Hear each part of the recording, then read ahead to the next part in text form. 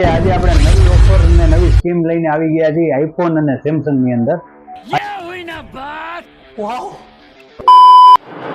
મહાદેવર મિત્રો, ફરીથી શિવ મોબાઈલ શોપમાં આપ સૌનું સ્વાગત છે. આજે આપણે નવી ઓફર અને નવી સ્કીમ લઈને આવી ગયા છીએ આઈફોન અને સેમસંગ ની અંદર. આ S24 અલ્ટ્રા છે, બ્રાન્ડ ન્યુ કન્ડિશન, 512 GB જોઈ શકો છો કન્ડિશન તમે.